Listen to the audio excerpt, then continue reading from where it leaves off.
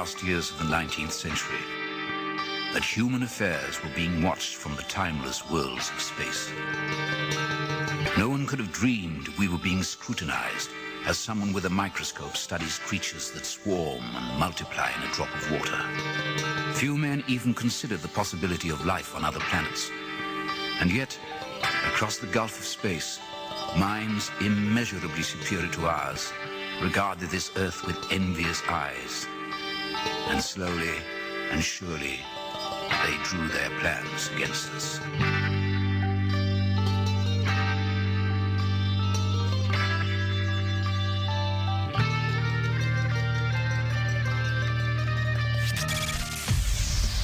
Broadcasting live from a tiny studio somewhere in North America. This is Dark Matters Radio Live.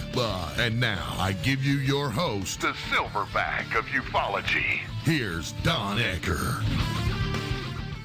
And good evening, ladies and gentlemen, from out here in cloudy and a bit rainy California. Yeah, usually I say, we're sitting out here in sunny Southern California, but it's not sunny and it's rather cloudy today. But this is Dark Matters Radio. Of course, all of it, every scintilla is brought to you courtesy of KGRA Radio, your contact point to the paranormal. Now, tonight, boy, we've got a full crew on board. Originally, Marky Mark Center, our researcher extraordinaire, was not going to be here. He was going to be out picking a guitar somewhere with some of his musically inclined buddies. And he called me up and he said, Don, I'm not going to be around on Saturday. And I said, okay. So I called up Skywatcher and I said, Skywatcher, see if Charlie Deuce, Commander Cobra, would like to come on and fill the slot. And he got a hold of Commander Cobra and he said, sure, I'll do it. So then I get a call from Marky Mark and he says, Don, he said, we had a scheduling thing and I am going to be there. And I said, well, cool. So not only is Marky Mark here and Charlie Deuce, but of course, Richie Saraday.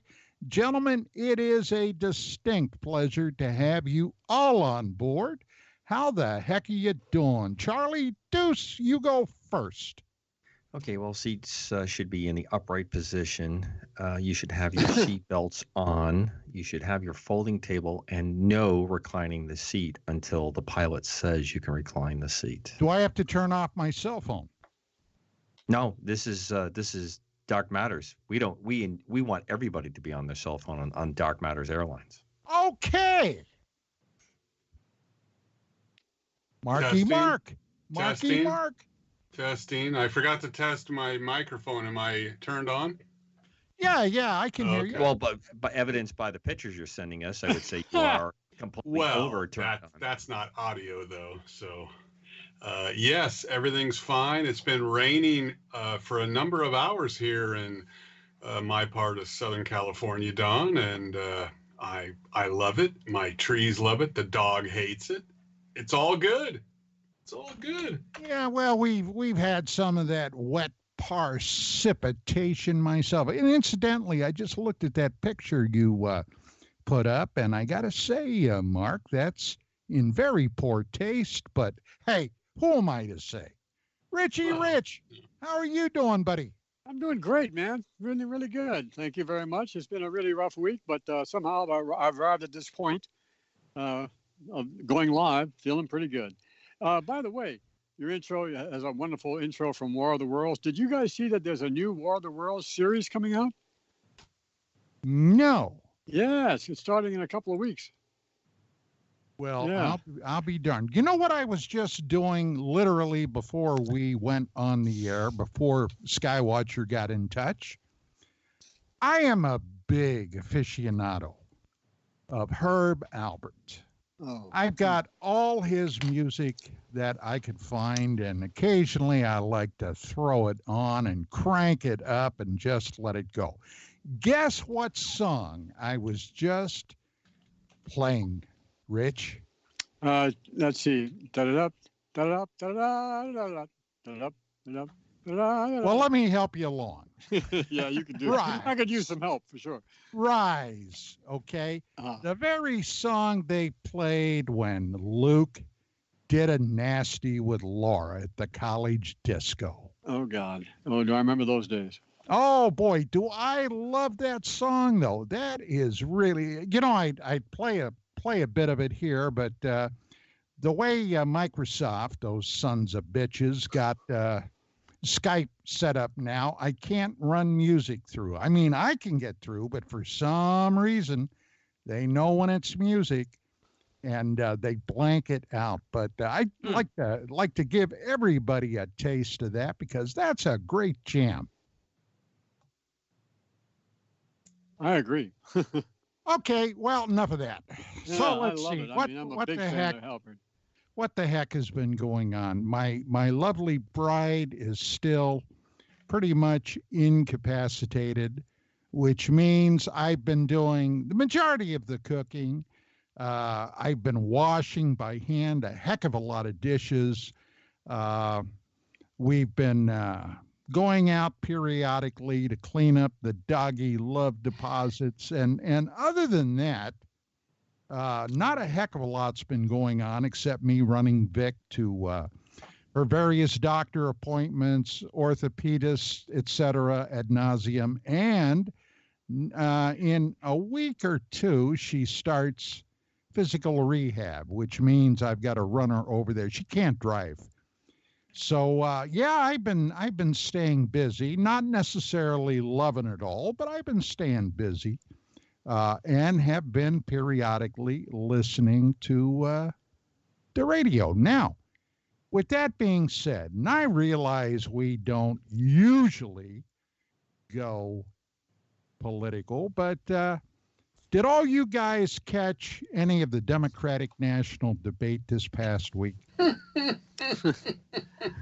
Yeah, I watched it. Or parts of it, anyway. Yeah, Deuce, how about you? I'm not wasting my time. I'm sorry. I just couldn't spend the time to waste. But I did obviously see and hear quite a bit about the highlights of it. So. Well, I got to tell you, I watched hour number 1 of the debates, and I wanted to see, I was curious, extremely curious, because, well, for a number of reasons. Number one, once upon a time in another lifetime, I used to shoot at commies, okay? With a real M16 rifle and then a M3 grease gun. And they, of course, would shoot back. I'd shoot, they'd shoot. Eventually, they got me, and I ended up in the hospital. But I was kind of amazed that in this day and age, there would be a group of people that would want to basically, and I'm just going to say it the way I see it, run a commie as president of the United States. Then I watched another guy come out of the woodwork, a guy with about $60 billion in the bank, and decide he was going to buy his way into the political process, which he did. And this was a guy that used to be the mayor of New York, a guy that absolutely hates and despises the First and Second Amendments to the Constitution, a guy that is basically a Napoleonic little dictator, heavy emphasis on the dick, and somebody that wants to not only, like Bernie, but transform America to the way he thinks it ought to be. And I watched a phony Indian scalp him live on stage, and he stood there like a deer caught in the headlights. I could not believe that. Hey, how And- are you? Hey, how are you? Yeah, really. Hey, how are you? Hey, how are you? I'm really surprised that he did not at least a bit of preparation for what had been coming out, leading up to this debate. It amazed me. Yeah, you would think that a guy that had been a political guy, I mean, the mayor of New York, now that's no small taters. Well, it's Okay. no South Bend in Indiana, but let's not get ahead of ourselves. Oh God. That's true too.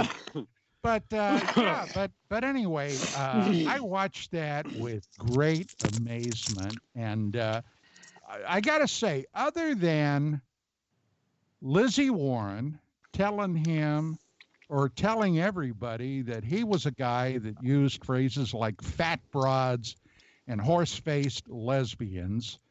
That I got to say that was in the top 3 lines from that night. But his line to Bernie Sanders, okay, here's a socialist that's a millionaire, owns 3 houses, and like, what am I missing here? That was comedy gold. I don't know about you guys, but I did do a little screaming, a little chuckling, a little. Finally, I said, "Oh, the hell with this! I'm going to watch a movie." So that's what I did. So what you watch? The part that I loved the most was when Bernie was called a communist and he started to sound like a seal. I thought it was great. Oh God. Anyway, boy, I'll tell you, could it be any more surreal these days? Could it be any more? Well, Well, I it's like pretty just surreal. go ahead, Richard. I'm sorry, I didn't mean to talk No. over you. It's pretty surreal because 2 different sides can look at the information and come to 2 different conclusions, and that's just the way it is. I just like to remind everybody on the other side of the aisle that 1984 and Brave New World are not how-to books. That's all I'd like to throw in. If you have followed Or- the path to dictatorship in Germany, you'll find a lot of similarities. As the T-shirt I saw, make Orwell fiction again.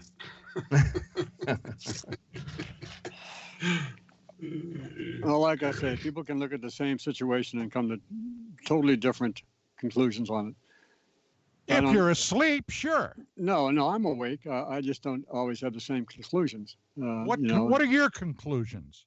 About well, that Bernie. this guy thinks everybody in the government who says anything bad about him is sort of some giant conspiracy against him. Who what we he calls speak- who- the deep state, and there may be a deep state. And So there you're may be referring, some you're Richard, forces you're referring working to against- POTUS Trump. You think POTUS Trump is unfair in unloading for the 3 years of nonstop investigations on him? And Well, lies. nothing's been Don't proven? There's forget not the the lies. Don't investigations forget I'm the talking- lies. Don't forget the phony criminal attempts to set him up. Russia, Uh, Russia, Russia. Exactly, and which they drug that back out again. Okay, that's back out now. I'm sure you've all heard this past week that once again, those pesky Russians are out backing Bernie. So Bernie will go crazy, and then we can lay it at the feet of Donald Trump once more. I mean, come on, this is some crazy stuff. And while all this is going on, no really great legislation is moving forward. We continue to spend into a deficit. Things continue to run. It's rather depressing, and I don't really think it's going to get much better after this next election. Well, I've been running my wife over to doctor's appointments, orthopedic appointments, MRIs, and all of this is in the area of North Hollywood and Burbank, okay, which is not very far from where we live. And one of the there goes our fire alarm. I think my wife must be in the kitchen again. Toast. Uh, It's time for toast. I I thought it was one of those emergency broadcasting moments, you know, where Yeah. we're going to have to all start repeating stuff. No, she went in. We have a fan set up in the hallway right above or right below the fire alarm because that damn thing, we've got to have that thing replaced or something. It does This that is a test. Had it been a frequently. real emergency, Let's it'd see, be where the different hell now. was I? Oh, I know where I was. So anyway, we've been running over to Burbank and we've been running to North Hollywood for all these appointments and driving over there to both places, North Hollywood, Burbank. The streets are absolutely abysmal. I mean, for the amount of taxes that we as citizens of the People's Republic of California pay and the elevated gasoline price. I think tonight's my bitch and rant night. You know, All the just for the record, I'd like to just get a quick. What other nights? This doesn't happen. Oh, you know, when I have, you know, beautiful women that I'm interviewing. Oh, I understand. Okay. But anyway, so driving over there and it's clump. I looked at Vicky and I said, sweetheart, why are we paying all these high taxes? Let me think. Who is our local representative here? Oh, that's right, Adam Schiff. So Adam Schiff is our Congress guy. And instead of being concerned about things that affect all of us, he's been on a rant. Oh, there it goes again. He's been on a rampage, you know, with getting the POTUS. And, you know, we have a number of people that are trying to unseat him now.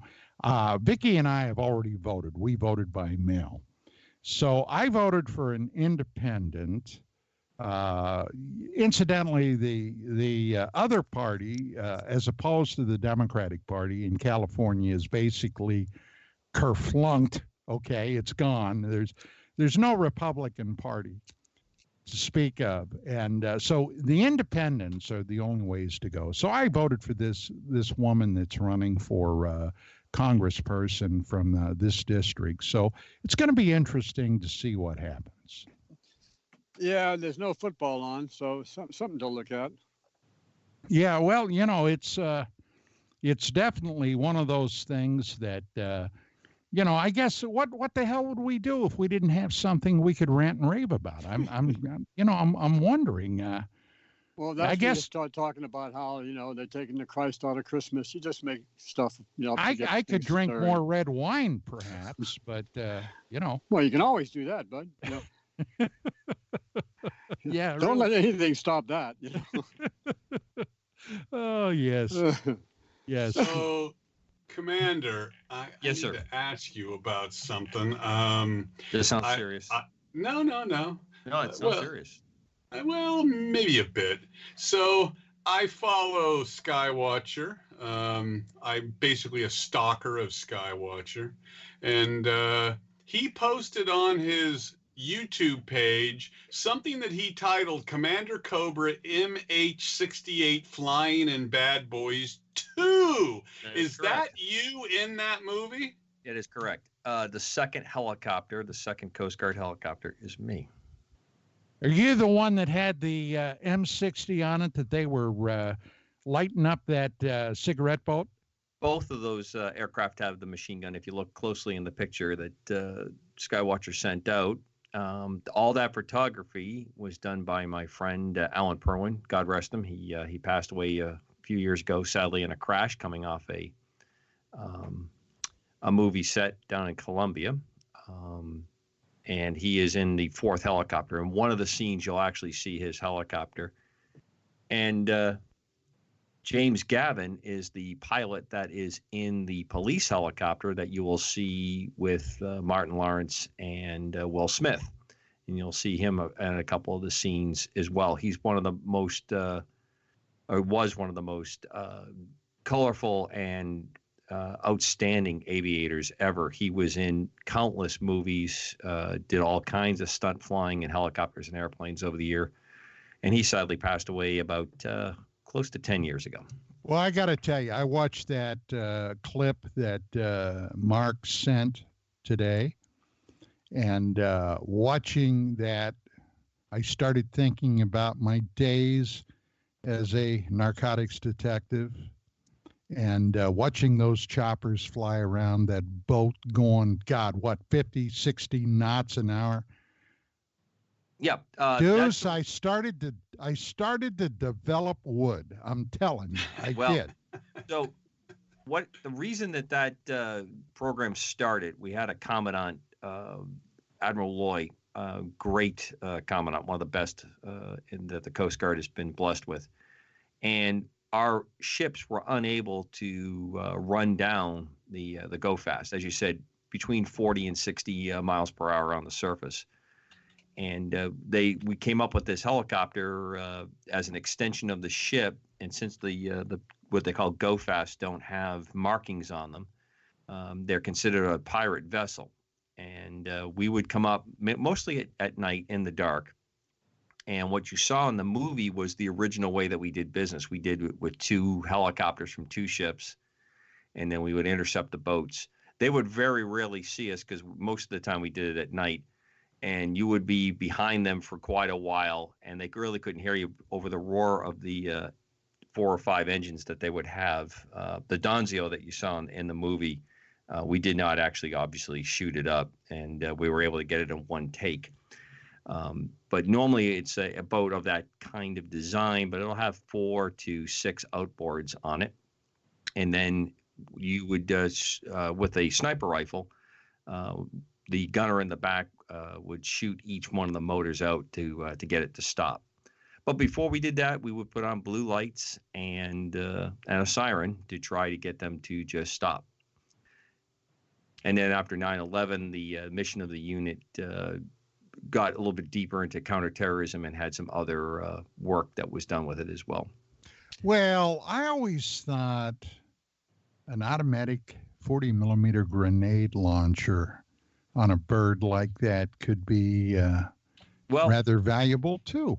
Yeah. So here's the reason that they did not want us to injure the people on the boat. So the amount of work and training that went in, most people will just not realize the amount of effort to go in to qualify my aerial gunners. We would fly on a range, and instead of having a tank, we would have outboard motor silhouettes on there, and they would be on a moving target range, and they would have to qualify. We would fly the helicopter down along the range, and they would shoot. And the idea was to minimize the chances that we would injure anyone on the boat. That was just the way that they wanted to do the enforcement. And if you take your approach that you have there done, we probably could have just sunk the boats as they came out of Colombia. We knew where they were coming from. It was quite a bit of spy versus spy kind of reasoning that went on behind it to do what we did. But it did make quite a dent, and it was a pretty big step up for the Coast Guard back at the time. I'll circle back real quick to say that Michael Bay, the director of that movie, was outstanding. His love for the military the U.S. military is second to none. And what he did in movies, aside from the Transformers and the Bad Boys series, I really am impressed. But his 13 Hours that he did was probably the biggest risk that he took in Hollywood. It was not a popular movie, and he did a great job with it. Yes, he did. That was a great movie. I love that movie. I guess, Deuce, you could say that my attitude is probably a bit harsher than would be tolerated in today's environment, huh? Well, yeah. And believe me, the risk that we were taking and how we did that and how that mission was executed was very, very demanding, very, very demanding.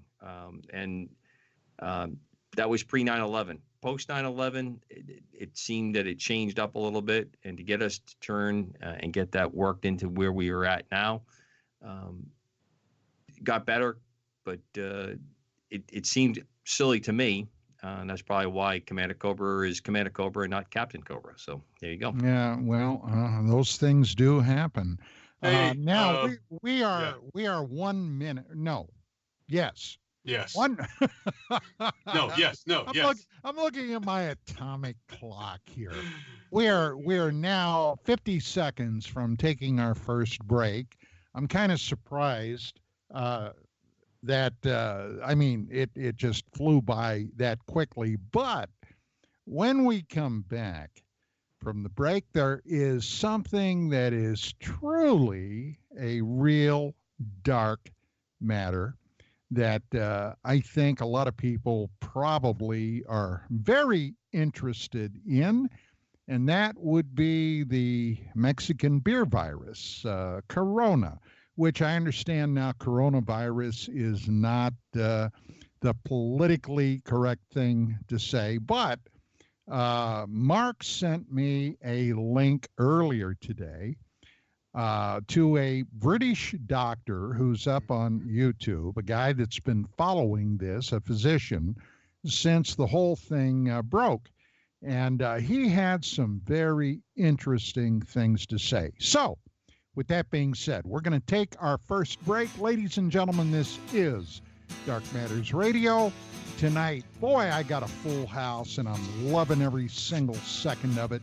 We got Richie, Mark, and Commander Cobra, who is, of course, the honcho of Task Force Griffin, which is heard right here on KGRA Sunday afternoons at 3 p.m. Pacific, 6 p.m. on the East Coast.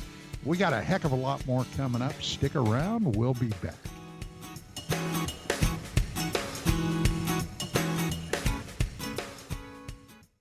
Why is it we're not very good with our health regimen until it's too late? We don't put oil in the car until the engine blows up. When the body's out of balance, your health is not so good. Give your body some love. Log on to GetTheT.com. That's GetTheT.com. Try our Life Change Tea, which cleanses you from harmful intruders.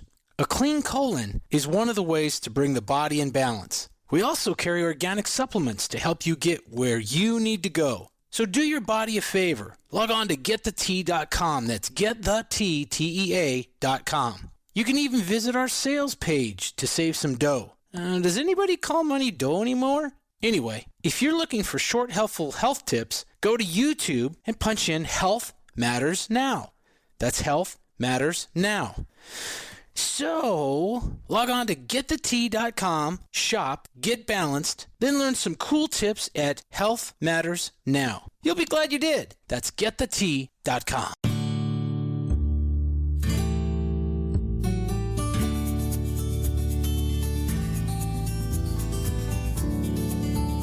For the thousands of wounded warriors returning from battle, Wounded Warrior Project has developed the Warriors to Work program, a career counseling service that helps wounded warriors translate their military experience to a civilian job. These extraordinary men and women bring more than just teamwork and inspiration to the workplace. They bring proven world-class job skills. And to ensure proper placement, Wounded Warrior Project works with employers to find just the right job fit.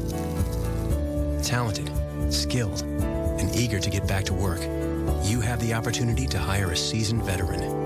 Contact Wounded Warrior Project at findwwp.org. Welcome home the brave. So, you love talk radio? Then you'll love TalkStreamLive.com. TalkStream Live is always on, 24/7, with the best streaming talk shows. Find your favorite talkers and discover some new ones. It's free, readily available online or on mobile with any smartphone or tablet. Finding your favorite talk shows all in one place has gotten a whole lot easier. Just go to TalkStreamLive.com. Be sure to download the free apps from Google Play or the iTunes App Store. Join Join me, George Norrie, in Indian Wells, California, May 29th to June 1st for the Contact in the Desert UFO Conference, an epic weekend of exploration into UFOs, ancient civilizations, crop circles, and so much more. Over 150 lectures, panels, workshops, and events with leading experts: Paul Hellyer, Linda Moulton Howe, Nick Pope, Emery Smith, Stephen Greer, Russell Targ, Doc Wallach, Leslie Kane, and more. Get your tickets at contactinthedesert.com. It's time to make contact. Contactinthedesert.com. More ways for you to make contact. Live Discord chat rooms, live talk radio, live video cast, toll-free HD phones, and coming this year, live streaming TV, giving you more ways to make contact. Your KGRAradio.com.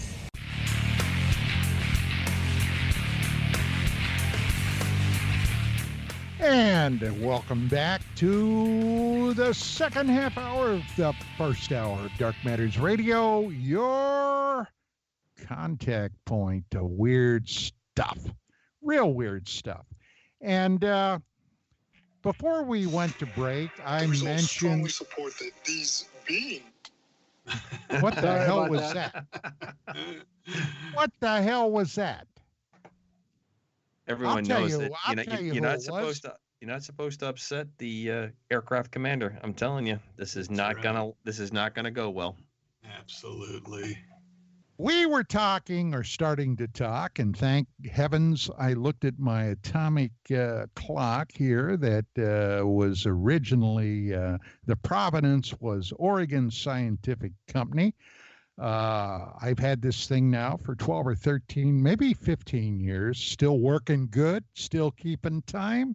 So I'm very happy with that. But we were just, I was getting fired up to talk about the coronavirus. Yes. And I got to tell you, I really haven't given a heck of a lot of thought to it. Of course, I've heard all the buzzwords.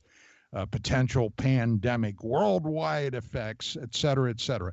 Now, there's no doubt that from an economic standpoint, gentlemen, especially considering all the junk we get from China, okay, the Chi-Coms, Walmart, Dollar, the 99-cent store, the dollar store, all these stores, if we don't get this thing under control, are going to be out of business because that's where they get all their stuff. Walmart, you walk in, made in China, made in China, made in China. How long will the supplies and the stockpiles last? Probably a couple of months, and then they're going to be Sierra Oscar Lima. And for any of you military folks, you know what that is. That's the phonetic alphabet for SOL, and I'll let it to your imagination for what that stands for. But, guys, what do you think about this? Do you think we are genuinely in danger? And Charlie Deuce, I'm going to go to you first because I know you look at these types of things. And what's your bottom line, your bottom dollar on this business? I think we're in very serious situation. I think this one is potentially very, very bad news. Some of you know Mr. Rio, college classmate of mine. We served together in the Air Force. He was an intelligence officer. He works in the biomedical engineering world quite a bit in Asia. He has sent me a number of because of his contacts, there are a number of pieces of data, information, and remarks. Much like we spoke about with the Iranian downing of the airliner, I think that this one has possible designs on it, that it was weaponized, may have gotten away out of someone's control. But I don't know if this one is as benign as we saw with SARS. I know a lot of people feel that every time this comes up, we have the flags go up. Everything's if it bleeds, it leads on the news. We're going with this one, but we are in some pretty tough constraints. And the second tier of this, Don, as you have put it, is really the wake up call It's well overdue, but it's an important wake-up call. 80% of the medications that are made in the world are made in China. Now you have close to 30% of their workforce, and in some places it's nearly 100% not showing up for work. So now you're not going to be able to get things produced. If there are continued embargoes or if they want to start blocking it, you're going to have even more difficulty moving it. And this is the corner the world has painted itself into by not still producing things in its own regional stuff. My wife is always telling me, Deuce, that my most objectionable thing that she has found in me in all the years that we've been together is my very, very long memory. Okay. And my very, very long memory goes back to the mid-1990s during the reign of Slick Willie Clinton. And I can remember several things that have bothered me for 25 years. Number one, there was a time when a Chinese general said during the Clinton administration that they could nuke Los Angeles. Do you remember that? I do. Do you also remember when we were buying a lot of equipment for our armed forces, the United States of America, that we were purchasing from the Chi-Coms? Do you remember that? Yes. And I could never figure that out. These people were potentially one of our most virulent enemies. Let's face it, the communist Chinese have never been our friends, and yet we have placed our trust in their supply lines and their manufacturing necessary things. Now, you just mentioned medications, but there are a hell of a lot of other things, automobile parts, electronics, communications, computers, computer chips, etc. ad nauseum. What the hell's the matter with us? Well, obviously you're not buying into the whole one world economy, Don. I mean, you're not buying into that. And this is another one of those things that's going to probably get lobbed at me with the it's fake news from POTUS Trump when he says that, America first and every country should have at least some kind of nationalistic understanding. You should be working at trying to make your nation strong and ready to go. We've painted ourselves in this corner because it was money. The Clinton administration was very big on to the peace dividend. We couldn't hack it down quick enough to spend, and we diverted money on that. But the overall plan has been to make one world economy, one world kind of mark. And I'm really not so much against that. If it follows some kind of a system I can understand. The way this is going never made any sense to me. Well, when you have groups around the planet like the North Koreans, when you have groups around the planet like Al-Qaeda, ISIS, the Taliban, when you have groups around the planet that just basically would, if they had the opportunity, cut your throat simply because they could, where in the hell's all this peace, love, brotherhood, love, light, and all this other business at? I mean, I guess there are a lot of people out there still, and it's hard for me to buy, but of course I've been around a while, looking for unicorns. I don't think there are any unicorns. Would I be mistaken, Rich? Well, one thing I want to draw attention to is the fact is China owns us as far as the debt. They have loaned us so much money. They bought our bonds, Right, and if those bonds sink, Rich, you think they really own the debt? This is the same line I used to hear about the Japanese owning. All right, if I may, let me finish for the audience, please. And it's not something we disagree about. I'm just telling you how the system works. And you got to go above even China's head and the U.S.'s head to see who's really running the show. And you get the idea. The Trilateral Commission is based on the idea of dividing the world up into 3 trade zones.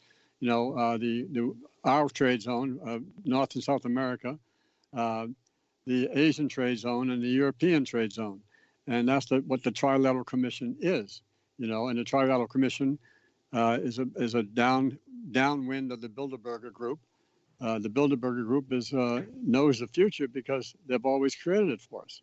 They're going to discuss what direction they want to take, what's going to be allowed, what's not going to be allowed. And as you know, Charlie Juice, nobody gets to the final round of the presidency without meeting with the guy. You know what I'm talking about? They have to have a meeting with the guy who tells them what they can do and what they can't touch. What's his name? And it's been, they showed him in the last 4 Rich, elections. you've delved into a bunch of areas there. Yeah, you've delved into a bunch of areas there. Working backwards on that, I've just got to say that I don't agree with your complete take on that.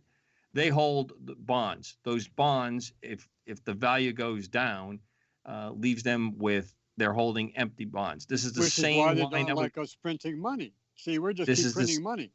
Right, and we're not doing, and we haven't done quantitative easing by money printing with this administration.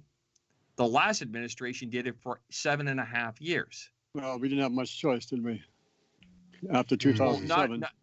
Not when you're saying that you're going to say that the growth is only going to be 2% and we're going to be hostage to every other nation on the planet. Again, Rich, you're moving sideways here and you're not letting me finish on part of it. I saw the same thing with the Japanese when they were buying every part of it. They got their butts handed to them when the real. And the other part to this is, if the Chinese are so all-powerful on this, why did they blink when he put tariffs and everyone was screaming at the president of the United States that tariffs are bad, that he was a moron for doing it, and they were incorrect? So what's the question? There's no question. I'm answering your point that you went sideways on to me on. I lost you when you said I went sideways. I'm sorry. Where I went sideways. I'm sorry. I can't follow the thread here.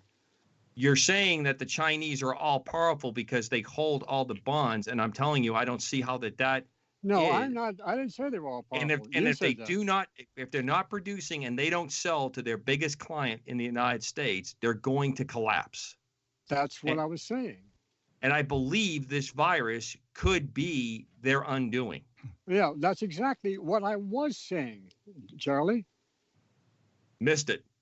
Okay, Yeah. now, gentlemen, a week ago, I had Dr. John Brandenburg on here, and he had just returned from a meeting down in New Mexico that he had with a bunch of former associates from, among other places, the space and intelligence areas of endeavor in this country. And we were talking, this is prior to the show, we were talking about the coronavirus. And he told me, he said the general consensus was, and I'm going to be very interested in hearing all of your takes on this. The general consensus was simple, that the Chinese intelligence and bioweapons people had put together this virus. The consensus was originally they had planned, or it was thought they had planned, to release it in Hong Kong. Now, we all know what's been happening in Hong Kong now for a hell of a long time. The people living in Hong Kong for many generations were living under British rule. They had as much freedom as anybody. The Chi-Coms come in, they take over Hong Kong. They're putting the clamps down. The people don't like it. They've been holding protests and all kinds of chaos and mayhem. And the Chinese government, the consensus was, planned to, I guess, thin the herd. Now, it started in the city of Wuhan. Wuhan also has a bioweapons lab there. And the consensus was it got away from them. and it started its journey that it's on right now. Deuce, what do you think about that? I think it's a very strong case, very strong positive case. One of the great lines, I forgot which one of the great communist leaders, I use that in quotes, made the remark, 10 people die, it's a tragedy.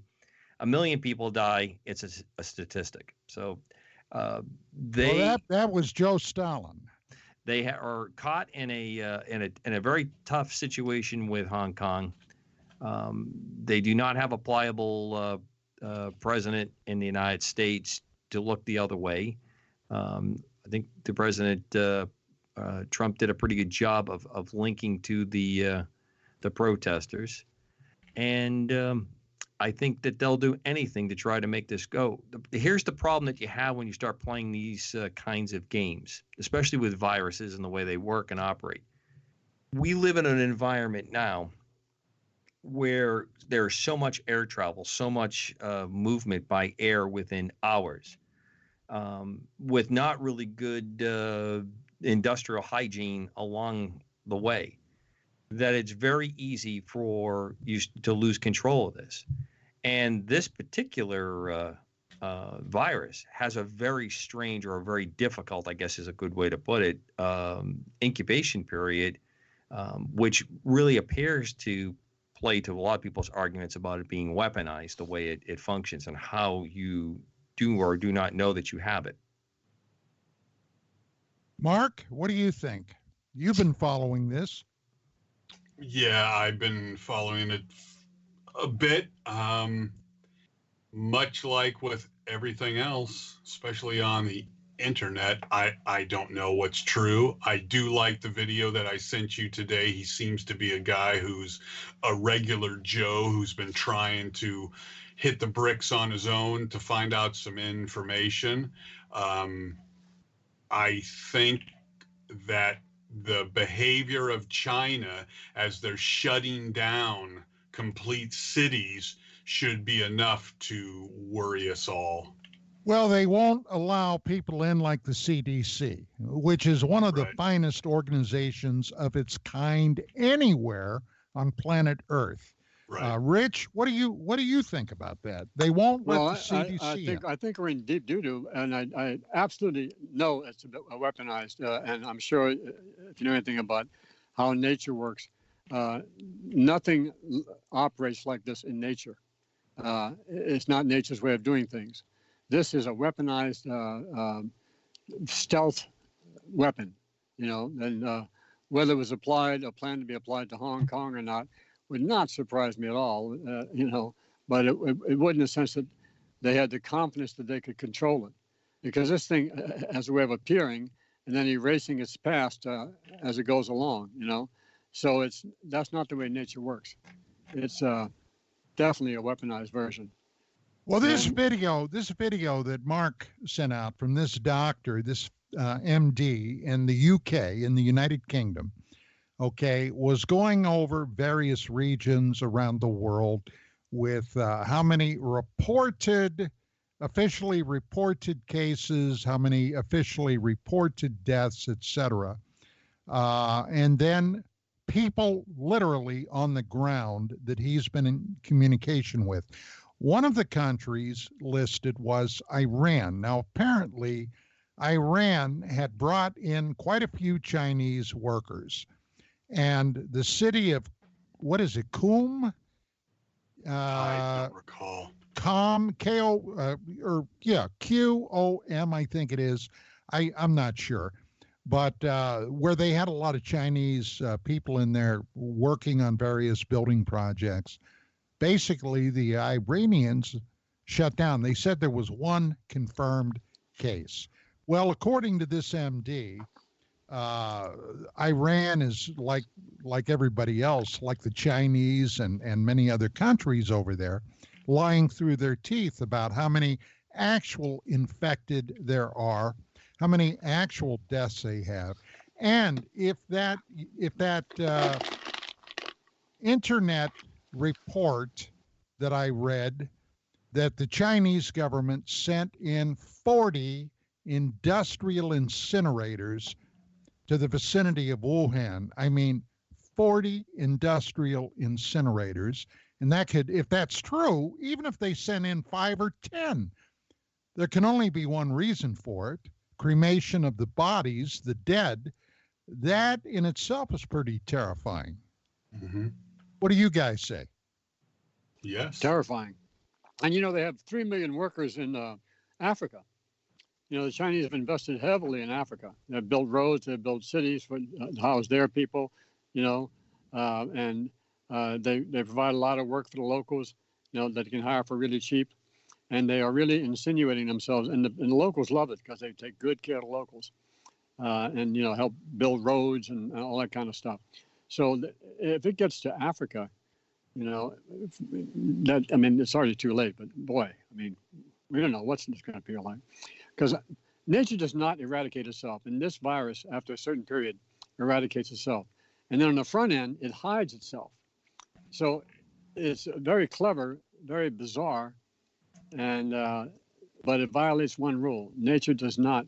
The first rule of survival of anything alive is to survive and procreate, to continue, right? This violates that dictate for some reason. So it must be weaponized. Would you agree, Charlie? I do, and I had an interesting line that has been traced a number of times. I think I may have been even spoke on Decker's fine show here. We have seen over the last decade a plethora of shows and media talking about zombies, talking about infections, quarantines. I've seen it in the chat room tonight a little bit. This is a great way to control the masses. This is a great way to really change how things happen and a collapse coming. This is also a great way to rock the economy in the United States down to its knees if it continues and we don't pick up the log on our end and say, okay, we got to figure out where we're going to go. Yeah. But you look at this and you look at the conditioning that people are in right now for this, and the way new media works. We could be up against a very, very dangerous thing. And it could also just be, this is a dry run. This is just another staged event. This is another one to see where it goes, to perfect it for the next shot. Who do you suppose might be behind it? Well, it wouldn't surprise me if it's the PRC itself, and not have the fidelity to control it, or it gets out of control. You could also have dissidents, or those that are, that figure this is the way to let this go and try to short circuit it by dropping it into the mainland on that. So I would not be surprised if it's that. If there is ultimately a shadow world government organization behind all this, I'm not convinced on all counts. Well, it's not monolithic, but it sometimes works together and sometimes competes, or all the time does both. I don't think it's a formally organized thing. I think it's just an advantageous transactional thing. Well, this one here, I think they may have lost control of it. I don't know if this has gone according to the way they expect the plan was going to be. Yeah, probably didn't. Could not be. I think this is just one big, snafu. You'd think that it, conspiracies, etc. You think that maybe some people behind this thing want the finances of America to crash, because that's one of the things that Trump hangs his hat on.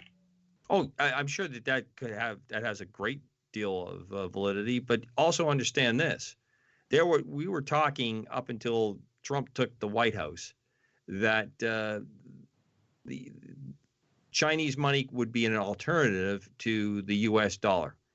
That we were going to have some kind of maybe 3 or 4 currencies that were going to be used as the global currency, or the way you're going to mark the value of something. So I think when you look at all of that, it's easy to fit those pieces in. I can also believe that if you are on a war type footing, and the PRC has been. They've had to deal with a couple of things that's come up pretty quickly, and Hong Kong was one of them.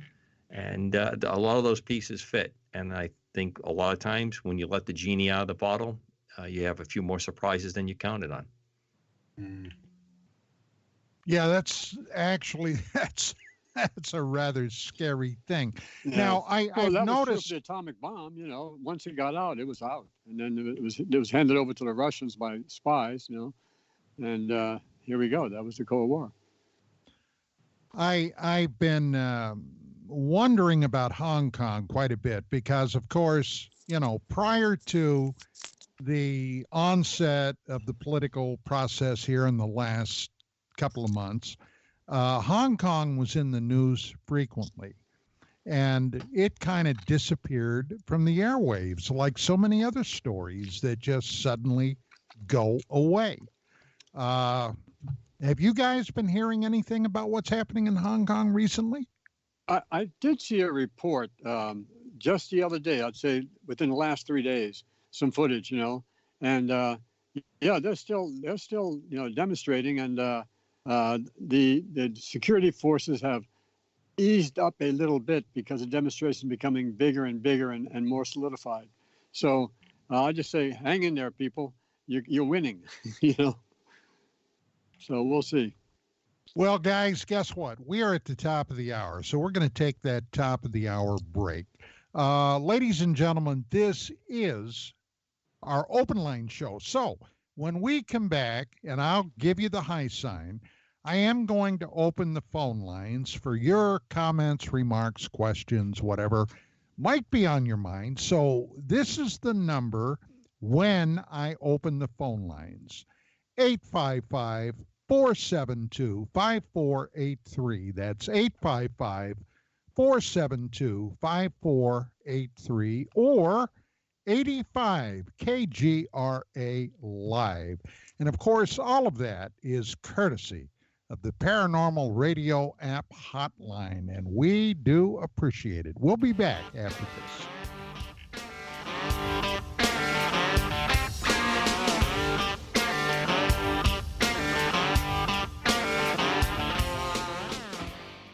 Why is it we're not very good with our health regimen until it's too late? We don't put oil in the car until the engine blows up. When the body's out of balance, your health is not so good. Give your body some love. Log on to GetTheT.com. That's GetTheT.com. Try our Life Change Tea, which cleanses you from harmful intruders.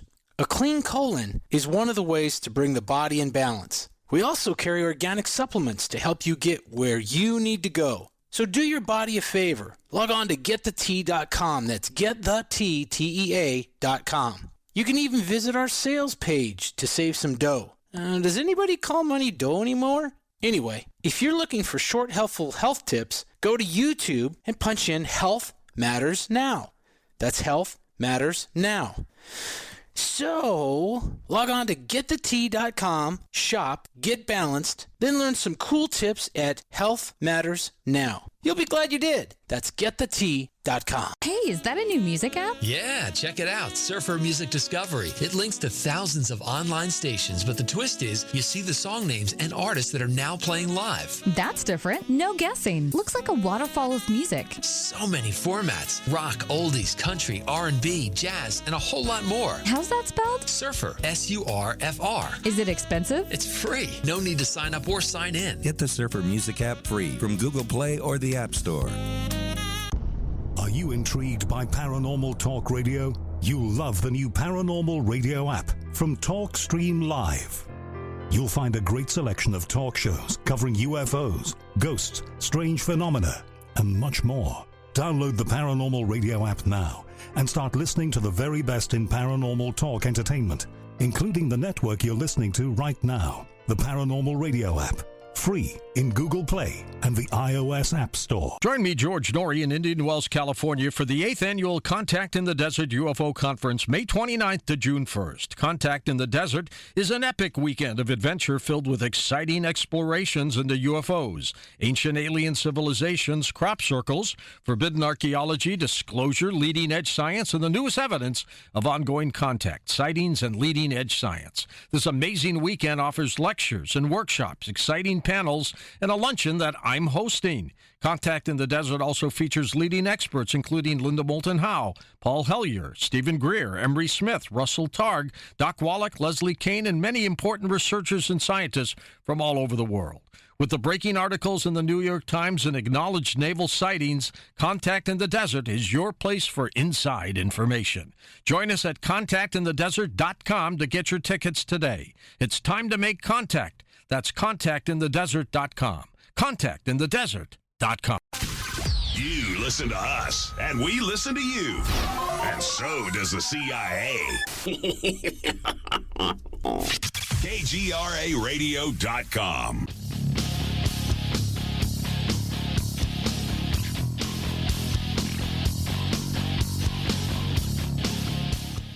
And Bill, I was in the middle of a story there, and you interrupted me just to tell me we were back on the air.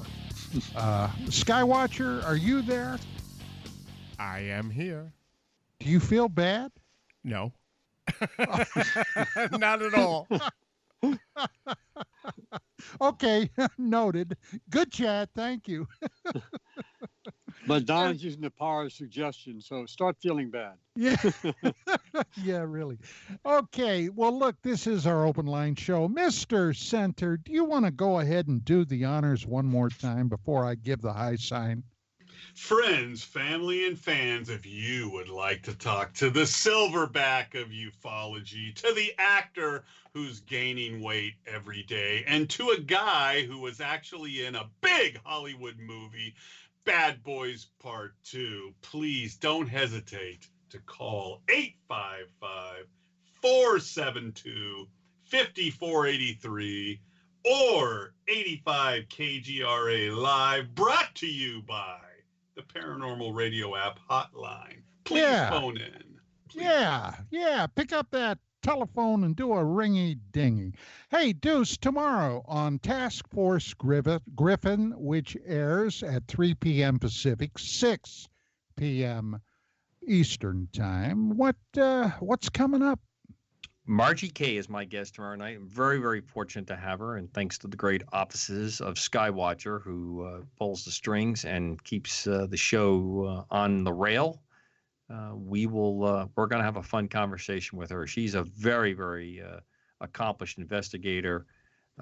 She's done a lot of work. She has a really interesting website. She's an author. I'm looking forward to getting to know her and talk to her tomorrow evening. What's the topic? We're going to talk about her work. It covers everything: UFOs, paranormal, remote viewing, and she's done quite a bit of work. And the nice thing about Miss Kay that we're going to have is that she did quite a bit of radio in the past. So it's always fun to have a guest that kind of knows their way around it. We don't blow through the 3-minute warnings when they come up, and when we have conversations, Bill can get us right back to the mic. Well, I've always had a great fascination for remote viewing. Amazing stuff. I was friends with Ingo Swann, the guy that actually designed the protocols for the Stargate program, for the remote viewing program, and I even tried my hand at it a couple of times. Somebody that was very knowledgeable about the process basically sent me some information, and I attempted it. I think probably a little bit more than moderately successful. And you know what? It bothered me greatly. I stepped back from it. In what way did it bother you? It was like maybe I knew too much. Well, considering your background and your experience, One thing that I wanted to ask her about on the remote viewing portion of it is it a two-way street? Are you activating, and are you, when you're in that information flow, and it sounds like from your experience, you open up a lot of avenues. It's sort of, I don't, for lack of a better term, Mrs. Cobra will never allow a Ouija board to be in the house because she just sees those things as absolute, you're giving a 3-year-old a lighter in a fireworks factory. That's just not going to work out well. And I got to tell you, I totally agree with Mrs. Cobra, because I won't have one in my house either. No, I think that's we're on the same wavelength. I would love to try remote viewing, but much like my singing career, I don't think I have any capabilities like that. Well, although I do have some inner voice kind of things that have happened over the years that make me think twice. But I just let me tell you, when Swan was out here a number of years ago, we met for dinner, went over to a little Italian restaurant in Burbank. My wife and I, Swan and another guy, and we had about a 4.5, maybe close to 5-hour dinner. It was amazing. And at some point during that evening, I told him if it took psychic talent to get up from my chair and walk out the front door, I don't think I could get out of my seat. And I'll never forget, he looked at me with the funniest expression on his face, and then he just said, "Yeah, sure." Now, and then it hit me, when I was doing law enforcement, I often went with my gut. And when I thought about that, I thought, you know what, that had to be a psychic thing. Mm-hmm. Yeah. That's what it was. I never thought about it in those ways, but it's just well integrated. You see, it's well integrated into your personhood. So it doesn't stick out like you have to look at a crystal ball to focus or anything like that. It's just that when you're interested and you have real intention, when you put out your intention, you get it.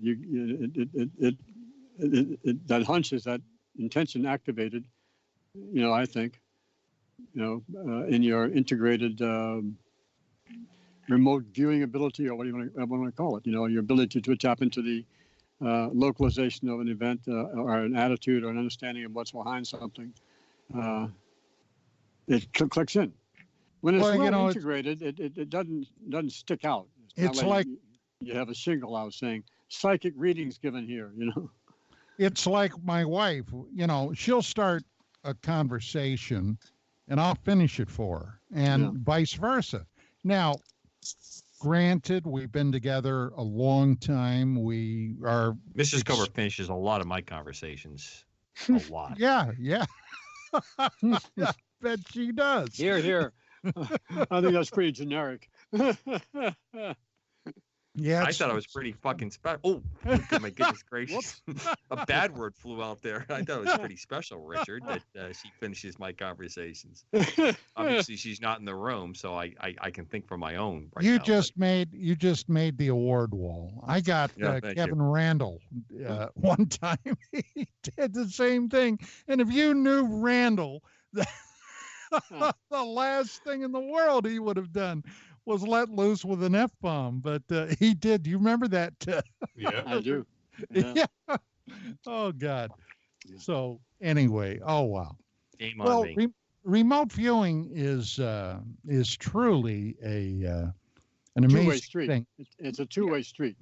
Definitely. Well, Jim Mars, who had left the building several years back, and everybody knows who Jim Mars was. UFOs, the JFK assassination.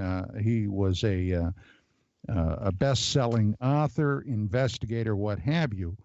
Was very deeply involved in that program when it broke. When it was publicly announced, and he and I had quite a few conversations about this. And one of the things that I always found absolutely fascinating was when these guys, these original government remote viewers, would be working on a project, working on something, the coordinates given them, and unidentified flying objects, UFOs, would pop up. I found that almost chilling. Do you guys know what I'm talking about? Yeah, the famous remote viewing book, and the titles escape me, but they found over every one of the nuclear carrying subs of the U.S., the remote viewers were seeing UFO type craft over them, right, and describing them. Yep. What's that tell you, Deuce? Again, this interconnectivity that we spoke about many times in your show and in the past, and it's not, I don't think anyone really owns the theory outright. If we're willing to drop a couple of the screens, I think you'll realize that we are. You're starting to understand why there's intersections of these kinds of phenomena. The paranormal is not separate categories. That you have or connection to all of it. You're kind of fading in and out. I am. I can't be. Mrs. Cobra said we're completely squared away here. What you're saying is very true. We are all joined, and we stumble into it all the time, and mostly when we're asleep. The trick is being able to remember and bring it back. I find the same thing true with my years of meditative practice. It's like, and it goes in cycles. Sometimes you have a really hot period, and other times you have a really cold period. But it's like passing through atmosphere where you hit dark spots, and then you come into more activity, or driving a country road, and you're in the dark for a long time, and then you see lights ahead, and then you're in a little village, and then you're back in the dark. And consciousness can be like that too. As you move, and mathematically you might say, as you change frequencies, the world changes with you. It's a different world in a sense. You're seeing in a different frequency. I've experienced that quite a few times over the last 50 years, let's say 40 years for sure. It's a very interesting thing. I think we choose not to know for very specific and individual reasons. It's like, I don't go to the end of a detective novel to read the end, because then I can't really have the experience of being on the hunt and trying to figure it out, and going through all the heartache. So I think depending on what you want from this life experience, you allow yourself or don't allow yourself to get interested or too involved, because it takes the drama out of it. It takes the emotional truth out of it, the roller coaster ride you're going to take. Because I think ultimately, there is no separation between us and Creator, the force we call Creator, whatever you want to call it. It's consciousness, and perfect consciousness is also perfect love. It's all harmonious, and that's perfect. But in perfection, we don't have the opportunity to experience and play and give ourselves lessons and enrich ourselves. So I think we dive in to do that, and sometimes we dive in and get lost because we forget that we're on a ride. It's just a ride. That's all. Well, the other night, I guess about 3 or 4 nights ago, I had a documentary that I watched that came out of Linda Howe Productions. Now, I'm going to be really upfront. Linda has had some great investigative pieces in the past, and then she had some, investigations she's been involved in that I found myself leaving very cold.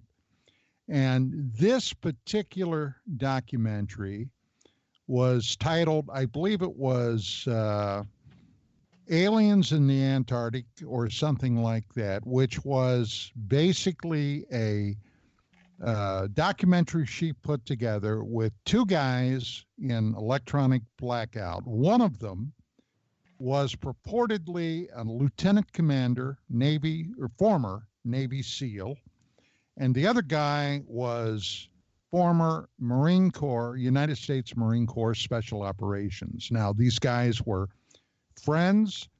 They had known each other apparently for a very long time. And the gist of the documentary was a series of inexplicable facilities were found off of McMurdo,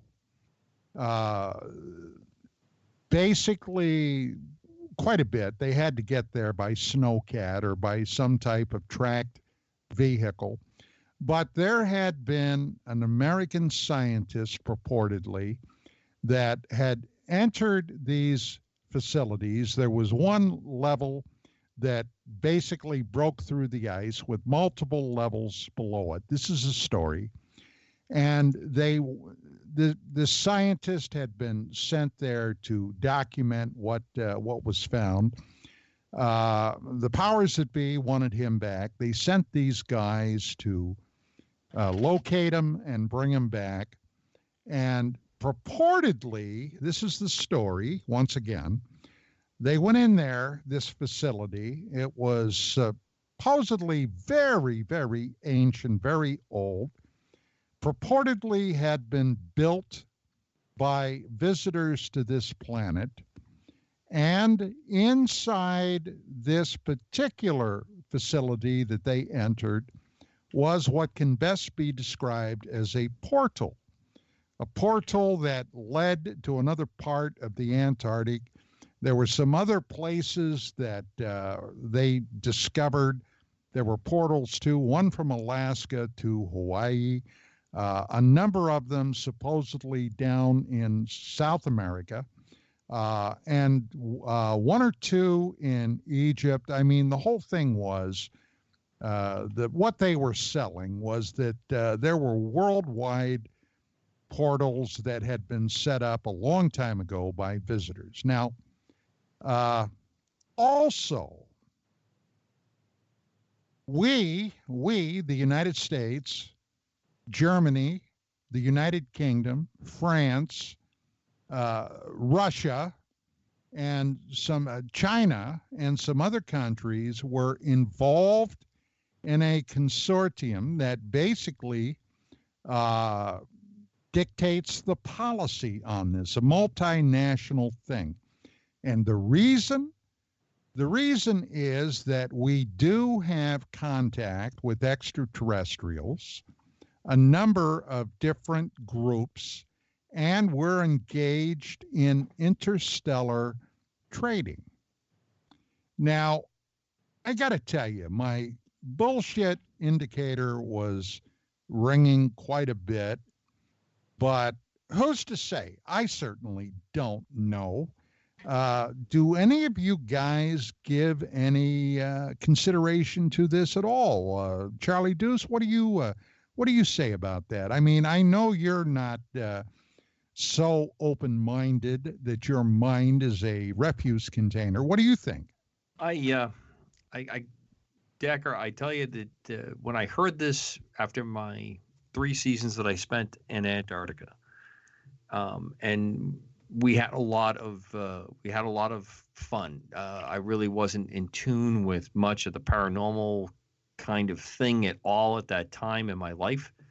I was interested in, fully believed in extraterrestrials and the spiritual side of things, but I never saw the connections. But I have to tell you that in the last year, there have been some indicators to me in fairly obscure research and writings, where Admiral Byrd and some other things that have gone on that does give me pause.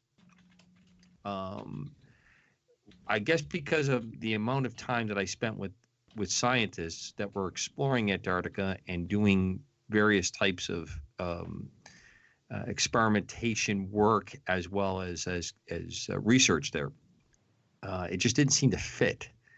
But I have to admit now I am more open to it. I have a hard time with the model of the Nazis escaping there and having a number of advanced technologies and I guess the reason that I always shrug a little bit and I try to remain open-minded to that is that I don't have hard evidence to go with it. And I don't understand, if you have that capability, why you would not continue to meet some other greater goal. Why would you be happy to just stay in Antarctica and do that?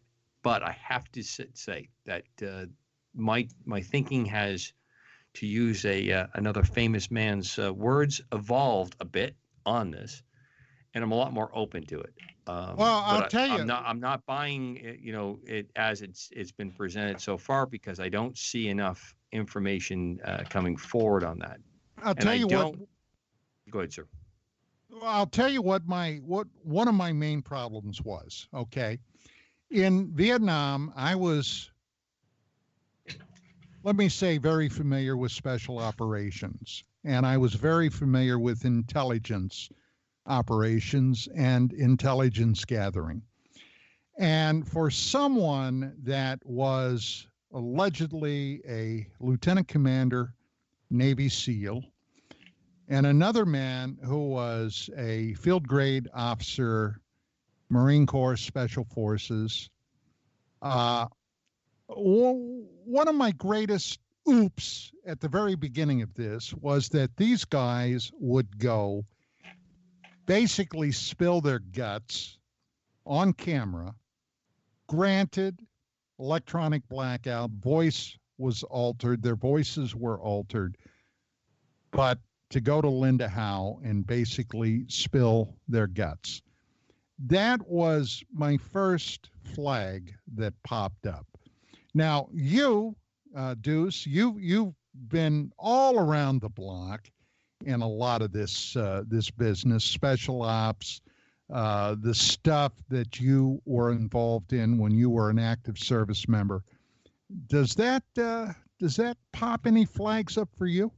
Well, it does, because when I hear certain terms used, I mean it's fairly easy to determine if the member that claims he was a SEAL was a SEAL. It's very, very simple. There's enough stolen valor organizations, and the SEALs are extremely protective of that. Now, of course, what happens is what cloaks that is that there's anonymity, and you can't work backwards on that. How long would it take the government, if this was true, to track these two guys down? How long? Oh, it would be nearly instantaneous.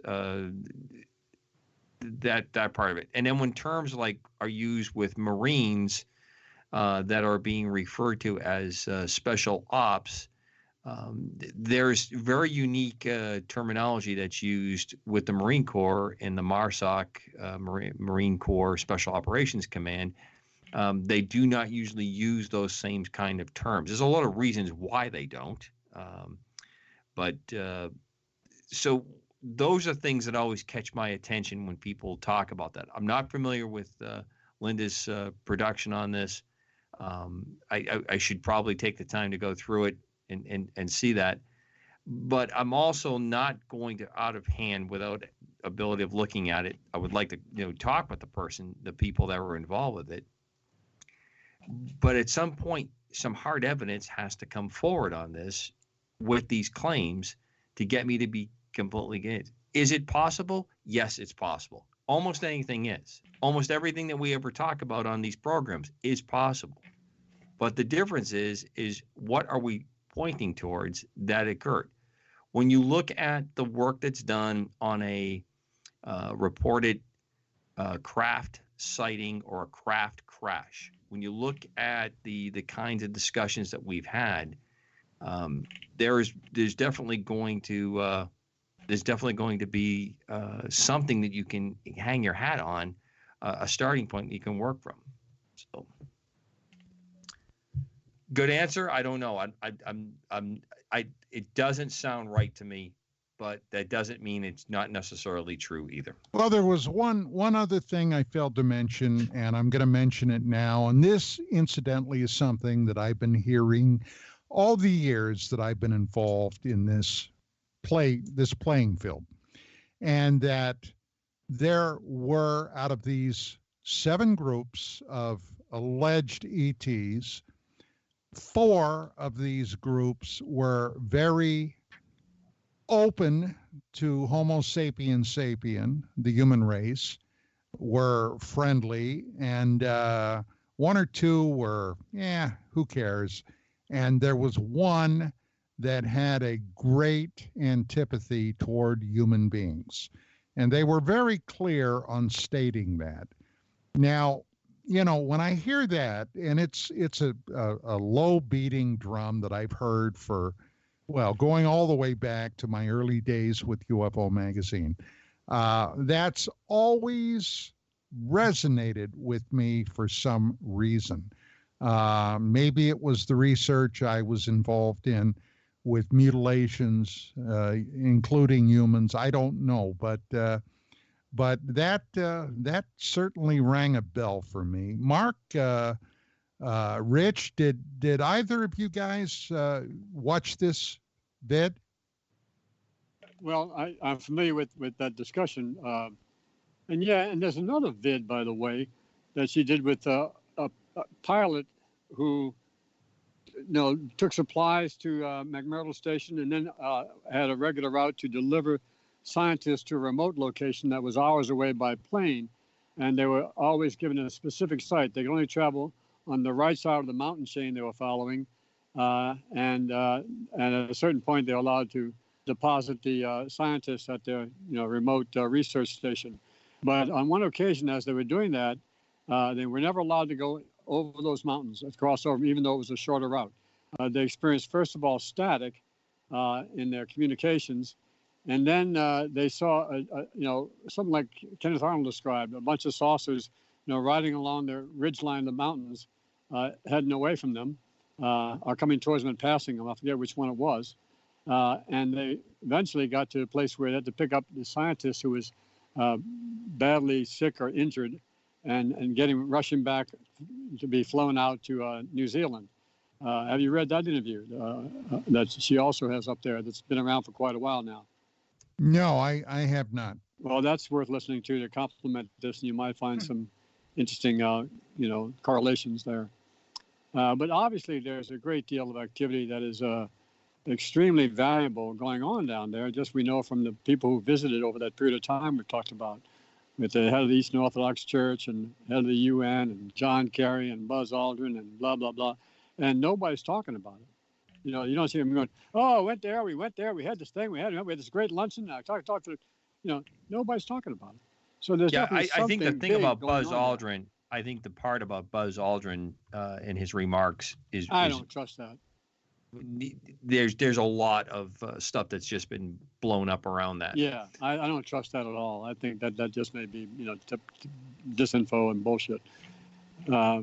But I do think it's significant the amount of visitors that went down there over that period of time, and no, like, hey, let's promote ourselves. But here we are now, visit the South Pole. It was like done as quietly as possible. Well, Rich, my experience there is that every year there was some kind of a junket of the Senate, of the U.S. Senate, Congress.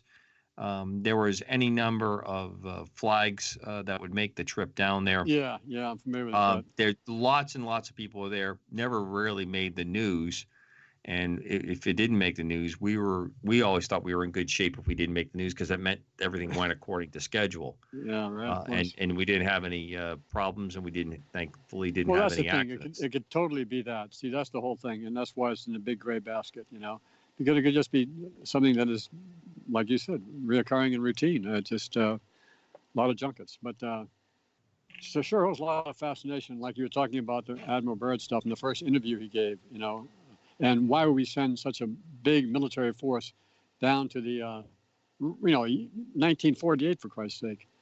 We sent that big expedition down there, and it came back pretty decimated. And he gave an interview in Argentina, I think it was, or Paraguay, to a journalist, in which he talked about running into a hostile force that pretty much overwhelmed them, And they limped back, and no more was said. Instead of being down there 8 months, they were down there 8 weeks and driven out. So there's something down there.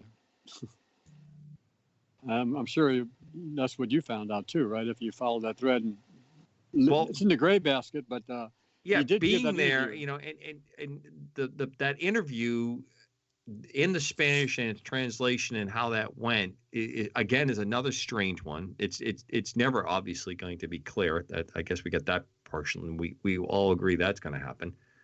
And it really throws me off a little bit on that. I actually knew a family member that was a sailor, a part of Operation Big Jump. So high jump, excuse me. And it surprises me that if that happened, and knowing this person as well as I did at the time, that he would not have made, pulled me aside because he knew what the kinds of things that I had gotten into and I was doing. Right.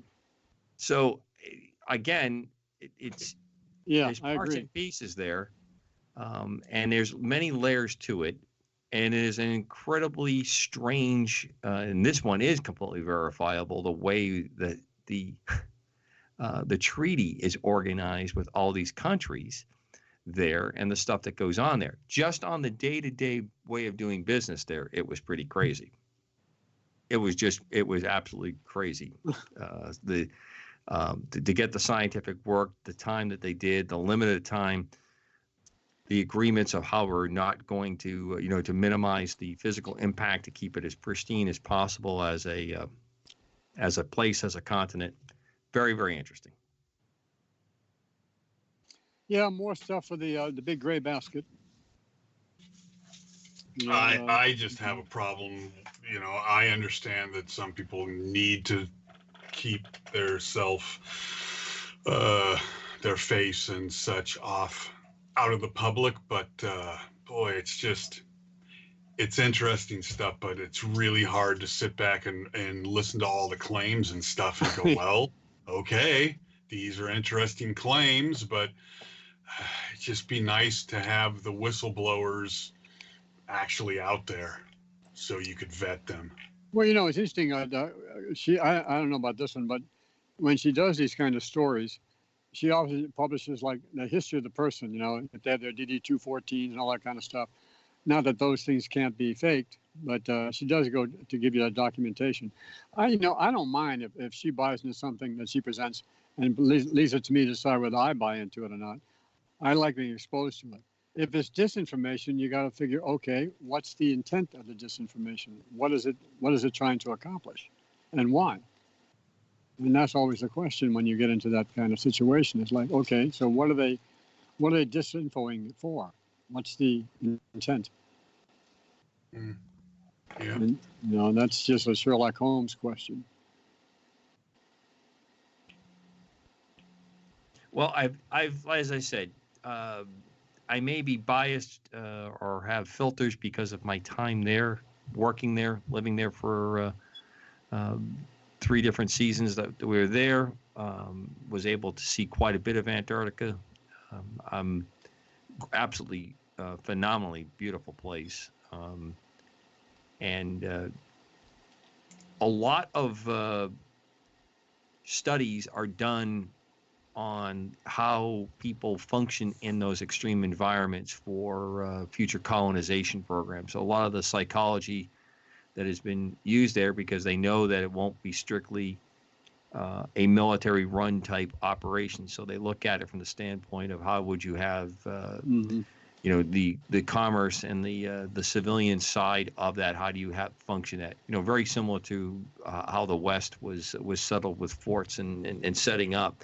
And these extreme environments of Antarctica closely resemble places that we see in our solar system, primarily Mars, obviously, to go forward with projects there.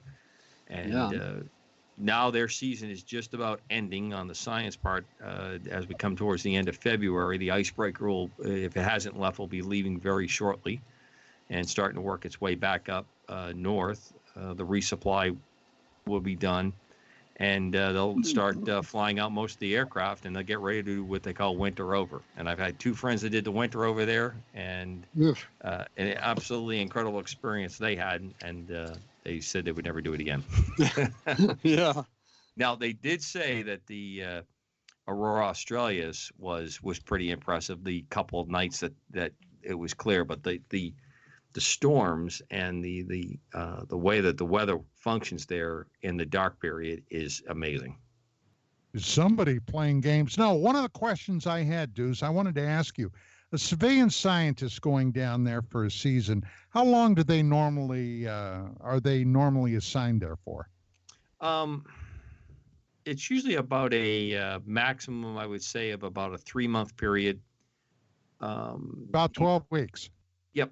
And what happens is National Science Foundation is the primary administrator of what goes on there. So every project has, sponsors. It's just like any other type of research or science. It's there, and there are some that are multiple years of studies. One of the most prevalent ones was studying what penguins were eating, and it's one of my funniest stories when I helped them puke penguins, and one, there's a perfect image there for you, but the reason you were doing that is they wanted to see the level of the krill, which is the marine biology, the biological animals that they feed on, and they were using that as the health of the ocean and to see how well that the little guys were doing. And it was the easiest way to correct, or the easiest way to study what was happening at that point. So you had scientists some that stayed at rookeries nearby and did their work, and we would support them by getting them out to the locations that they wanted to go. But all those are studies that are under some kind of administrative program, and then as a scientist moves up, or has more graduate students or other programs or other people that are working on PhDs. We had stuff that worked off the ship as well. And it was very intense. It's the same kind of thing that happened in the Arctic as well. But in the Arctic, since there's no base, because there's no physical land structures to work with, then pretty much you just worked off the ship. And there a lot of it was studying how the ice was forming and melting. Working on what they call surface heat analysis or budgeting, how the heat and how it transferred through, as well as some other really interesting things in the Arctic because of the population centers. We tracked a lot of activity of atomic nuclear detonations, and you could track by finding samples, and it seems like it would be impossible to find. It was amazing how well the scientists were able to do that. We would fly them in helicopters and land and would make these sample collections, and they could tell a lot. They're like little fingerprints. Well, how close are the various nations gathered together around there? I know the Soviets. Oh my God, the Russians I know are down there, and many others. Russians, Chinese, almost every country has a presence down there. Chile and Argentina claim ownership of Antarctica. There's a lot. There's a Brit station over by the South American side. Almost every nation has a presence down there. None of them are quite as robust as the United States, and the United States and New Zealand have their stations side by side, and they are the main arbiters of the image of the South Pole Station, which is now quite an elaborate station. Amazing. When I was there, very much of it was dug into the ice surface. There's about, I think if I remember correctly, at the South Pole, there was someplace around 9,000 feet of ice that had built up to when you would reach dirt, rock. But they have built quite a large facility there. Now, when the Russians discovered the lake at Lake Vostok, right, which is what, a mile or so under the ice? I believe that's correct. There was a lot of debate about them entering into that pristine water when they drilled down to it. There was a lot of discussion about, they were going to, you could possibly contaminate it. I will say that the American New Zealand stations were very robust in its what was offered, what was for housing and how we ate and how we worked. It was set up off a military base plan. That's what McMurdo was. It was a naval air station. The other countries are generally much smaller, but in the case of the Russians, very tough conditions they operated and worked under. They were always happy. We normally would see them once a year. They would make to get on one of the larger airplanes to fly up to New Zealand to leave. And that was kind of the cooperative agreements, if you were at that part. Where I spent most of my time was the part of Antarctica that is due south of Australia and New Zealand. And that's where the Ross Ice Shelf is. Well, I know the Russians originally wanted to get samples from there. And I believe they did. If my memory serves me correctly, they did. Were there ever any reports on it? One of the things I believe they were going to look for were signs of microorganisms or life down there. Right. And there is, and the waters there are absolutely teeming with life. Most people would just think it's a frozen wasteland, and it's not. I mean, although the water is very cold, there's all kinds of marine life. There's all kinds of color that you just can't imagine. You just don't have that kind of an impression of it. But I don't know what the end result of that was. There is parts of Antarctica that have petrified wood on it. There are parts of Antarctica where scientists were collecting from the ice field meteorites that had landed and were able to stay in that were encased in the ice. And so there's a lot of interesting science that goes on there. We're probably approaching drilling techniques now in the commercial side that would possibly make it worthwhile to go after some of the minerals that they probably feel that's there. And that's always one of the things that's been fought quite a bit about, is that they do not want to develop Antarctica to keep it in its pristine condition, and that's why no country is allowed to lay claim to it openly. Do you believe that if signs of an ancient civilization, were discovered there, would it be announced? I would think yes. I can't imagine why they would keep it under wraps like that, unless it has the connections that we're talking about earlier, that it doesn't have the same kinds of origins that match the historical record that people would expect. I think if you found something that you could trace to be Atlantis, I don't think there'd be much of a debate about having that kind of capability.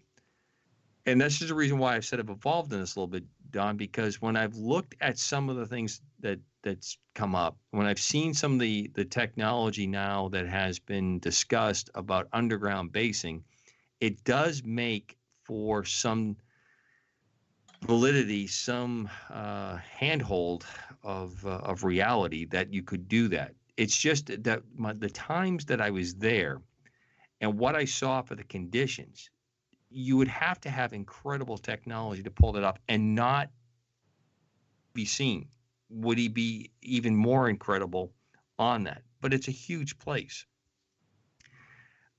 It doesn't surprise me that there's certain ranges that you wouldn't be allowed to fly over. Now, my primary work obviously was the helicopter, so I wasn't flying the kind of ranges, but I did fly a number of times with the LC-130 unit, then Navy, and then taken over by the Air Force Air National Guard, flying that. And there were very specific routes. There was very specific things that you had to do for fuel and reserve of fuel because the weather could change so rapidly.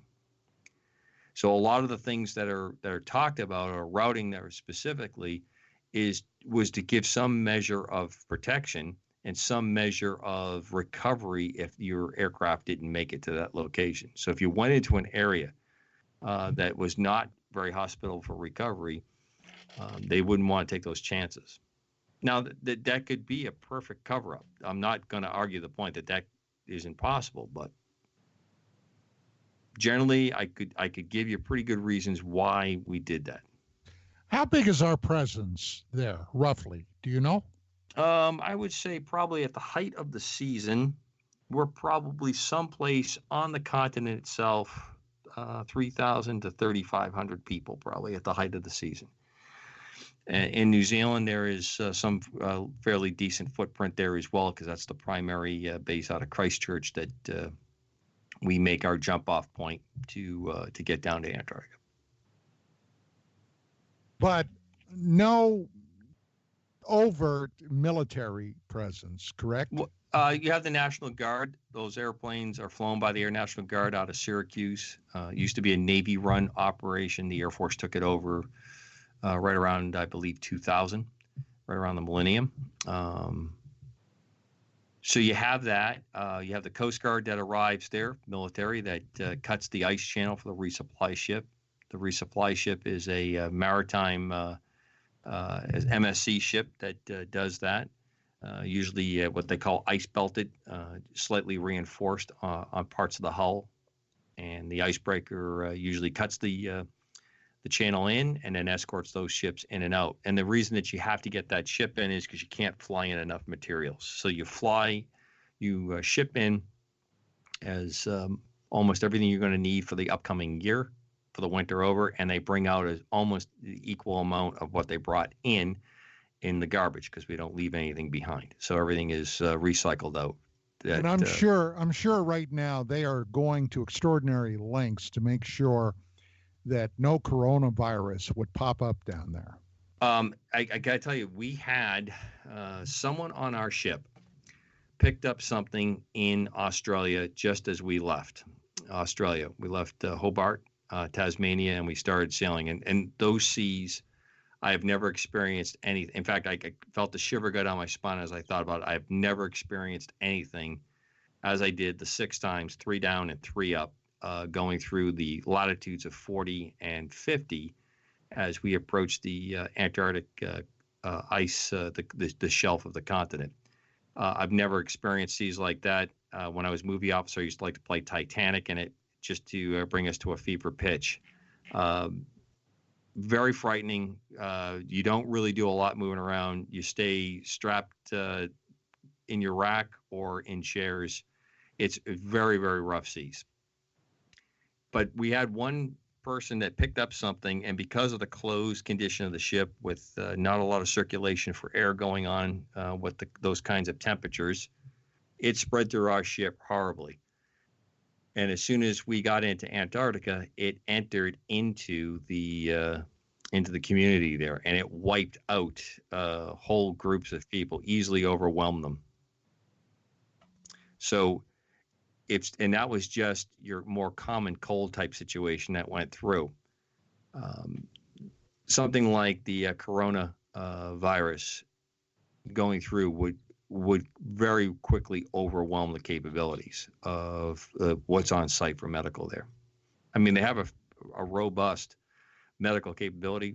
Some of the best people I saw in the field, work there to do emergency treatment, and you would be flown out pretty quickly if you had a serious illness, if they could get to you. That's during the season. Post not in the season, that's extremely difficult to get. In fact, you can't get down to the South Pole during the period of darkness. There's times where you just cannot possibly fly down there. Man, that would be terrifying. Terrifying. And there are some incredible rescues that have been done for that, but that's the reason why they do a very heavy screening medically on that, physically as well as psychologically, to stand that long period. Well, boy, I'll tell you what, that I'm sure that place has a beauty of its own, but it's incredible. And I always like to share the one story. We landed at a rookery where the Australian explorer Mawson had huts. There's a rookery there, but a couple universities in the United States had set up a series of weather stations. They were always needed to be repaired in the opening of the season because the high temperature, the extremely low temperatures, as well as the high winds, would really knock them down. But they were extensively used in Australia and New Zealand to track the air masses, especially the pressure and the wind. The same way we watch what happens in the Arctic, because it has a big effect on their weather patterns as well. So we landed at this rookery. We're going to get to work. It usually required us to take turns digging in the ice and snow to get down to where the last of that weather station was, and then connect up new types of antennas and anerometers and all the work, and put fresh batteries in. We landed at one, and the penguins are pretty funny. Once they run away, as soon as you start things, they're very curious. They'll start coming up to you again. So the helicopters, the blades are slowly spinning down, and I look up and I see a woman standing amongst the penguins, waving to us. And I slowly put my head down and I said to my co-pilot, I said, you need to check me on something because I may have lost it. But I see a woman in a Parker standing there waving to us. There's not supposed to be anybody there. So he slowly puts his head up and, yep, she's there. And it was a husband and wife team. They had retired from the Australian Navy. And they spent a year living in a very small hut and communicating with people back in the world via that World Wide Web thing that had just started to kick up. What they do in their off time? There was no off time. They basically fought for their survival every day. They came in by boat. They had food reserves. They had their fuel to melt snow and ice. Obviously, no problem keeping your stuff preserved. You just have to remember where you buried it in the snow. And they lived through the most extreme conditions and weather you possibly could. What about polar bears? I mean, come on. There are no polar bears in Antarctica. None? None. Oh. Well, So- you see, right there, I learned something today. All right, very quickly, Arctica comes from the Greeks, which means land of the bear, and that was based on Ursa Majoris and Ursa Minoris, the two constellations. So Antarctica meant land not of the bear, but there are many that believe that the Greeks knew about Antarctica, and it actually showed up on some charts, some very old sailing charts, showing that there was a landmass on it. Well, we all heard of the Piri Reis map, of course. Correct. So, yeah, somebody knew what was down there.